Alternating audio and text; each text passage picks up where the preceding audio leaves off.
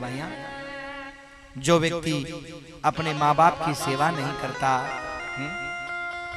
काल सूत्र संग के नरके निपतति, वो काल सूत्र नाम के नरक में डाला जाता है। और काल सूत्र नाम के नरक में क्या होता है, तांबे की भूमि बनी होती है, नीचे से वो तांबे की भूमि आग उगलती है और ऊपर से जो माँ बाप की आह और कराह है वो महाराज आग बन करके बरसती है और ये जल करके कोयले जैसा हो जाता है, लेकिन मरता नहीं है। ध्यान देना, कई बच्चों की शिकायत होती है हम माँ बाप की सास ससुर की सेवा तो करें, लेकिन महाराज वो बोलते बहुत ज्यादा है, उल्टा सीधा बोलते हैं, गालियां देते हैं। कई लोग, कई बहुएं कहती हैं महाराज ये बात हमें तो कोई छुपाता नहीं, दिल की सारी बातें बताई देता है सामने वाला कि महाराज क्या बताएं, सेवा का मन तो आप उपदेश करते हो, सेवा का मन हमारा भी है, लेकिन सास गालियां बहुत देती है, बहुत गालियां देती है, ससुरा भी देता है, क्या बताएं, और सीधी हमारे माँ बाप को देते हैं। हाँ? अच्छा, धन संपत्ति वैभव तुमने लिया है तो गाली कौन पड़ोसी लेगा क्या? ये उनका अपनापन है। अच्छा, तुम्हारे सास ससुर ने कभी पड़ोस की बहू को गाली दी है क्या? क्यों? क्योंकि वो उसकी अपनी नहीं है, वो तुम्हें अपनी मानते हैं तब देते हैं, गाली नहीं देते तो सोचना कि अपना नहीं मान रहे हैं। और जिनके सास ससुर ज्यादा गाली देना, सोचो ये बहुत ज्यादा अपना मानते हैं इसलिए ज्यादा गाली दे रहे हैं। खुश हो जाना। हाँ? बस मन को समझाना ही तो है।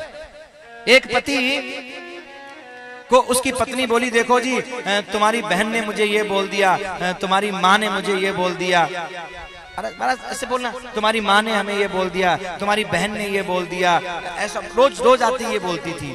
पति बड़ा समझदार था, बोला देख तेरे को मेरी माँ ने बोला, हाँ, मेरी बहन ने बोला, बोले हाँ, बोल तू मेरी तरफ भी तो देख। क्या देखूं? बोले जब मैं तेरे को लेने के लिए गया था ना, तो ऐसा बता कौन था, ऐसा कौन था तेरे यहाँ जिसने मुझे गाली नहीं दी थी? हाँ? अरे तुझे तो मेरी माँ बहन ने बोला है, और तेरे यहाँ तो बहन की बात छोड़, पड़ोसियों की बात छोड़, जो दूर दूर से रिश्तेदार है वो भी गाली गा रहा था मेरे लिए, वो भी गाली दे रहा था। और मैंने कभी बुरा माना क्या? एक लड्डू ज्यादा खाया, हाँ, मैंने बुरा नहीं माना। और जब तेरे यहाँ इतनी गालियां दी गई तो फिर उसका ब्याज तो मेरी माँ देगी कि नहीं देगी?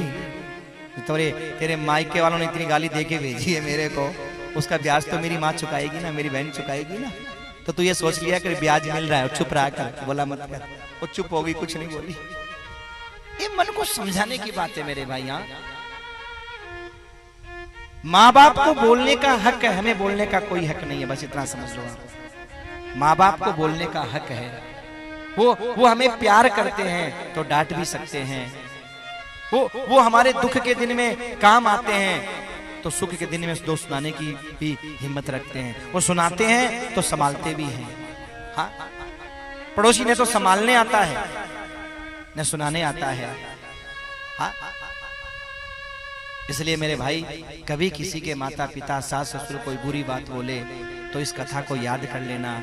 हाँ? और दूसरी बात एक बता दूं बात आपको मैं, कोई पूर्व जन्म के जो पाप होते हैं ना, वो माँ बाप बुरा बोल करके बच्चों के काट देते हैं और बच्चों के जीवन में खुशी आ जाती है। पर खुशी आएगी तब जब आप चुप रहोगे, और आप उल्टा बोल लोगे ना तो वो खुशी आएगी नहीं, खुशी चली जाएगी, आती हुई खुशी भी चली जाएगी। माँ बाप कुछ बुरा बोले तो ये सोच लेना चलो अच्छा कोई पाप कटने वाले हैं हमारे, अच्छा समय आने वाले हैं, अच्छा दिन आने वाला है, ऐसा सोच लेना मेरे भाई। हाँ? अगला महाराज कहा, यस्त्वेव राजा राजपुरुषो वा अदंडे दंडम प्रणयति ब्राह्मणे वा शरीर दंडम स पापीयान नरके सुकर मुखे निपतति। जो राजा या राज कर्मचारी होकर के और महाराज निरपराध को दंड देता है, अपने पद का दुरुपयोग करता है, ये बात उनके लिए लिखी है कि मेरे भाई मत सता गरीब को, गरीब रो देगा, और गरीब रो दिया तो जड़मूल से खो देगा। जो तुम्हारा बाप है वो तो तुमको कुछ देने वाला है नहीं, जिसके पास में जेक है वो तो अपना ऐसा जेक लगाता है कि तुमको ऐसे करना पड़ता है, काम करना पड़ता है। बेचारा कोई गरीब जिसकी कोई सोर्स नहीं है, पावर नहीं है, पहले से मरा हुआ है, उसको सामने वाला और मारता है, पहले ही लुटा बैठा है, उसको लोग और लूटते हैं। और उसका फल क्या होता है? बोले सूकर मुखे नरके निपतति, जो अपने पद का, अपनी वर्दी का जो दुरुपयोग करता है, राजा या राज कर्मचारी होकर के निरपराध को जो दंडित करता है, वो सूकर मुख नाम के नरक में डाला जाता है। और सजनों, जैसे वो गन्ने का रस निकालने की मशीन होती है ना, ऐसी वहां एक मशीन लगी होती है, उसमें इसको पेला जाता है, इसका तेल निकाला जाता है। इसको भयंकर यातना दी जाती है महाराज, भयंकर पीड़ा, भयंकर कष्ट दिया जाता है, लेकिन ये मरता नहीं है। नरकों के वर्णन से परीक्षित घबरा गए, पंचम स्कंद को नमन किया, छठे स्कंद में प्रवेश किया और अजामिल का उपाख्यान सुनाते हुए कहा कि देखो परीक्षित, अगर किसी भी बहाने से भगवान का नाम ले लिया जाए तो वो कल्याण करने वाला होता है। और उदाहरण दिया, उदाहरण दिया महाराज, किसी भी बहाने से नाम लिया जाए तो वो कल्याण करने वाला होता है। उदाहरण दिया अजामिल का। अजामिल ने अपने पुत्र के बहाने से भगवान का नाम लिया, और महाराज जब पुत्र के बहाने से नाम लिया तो कल्याण हो गया।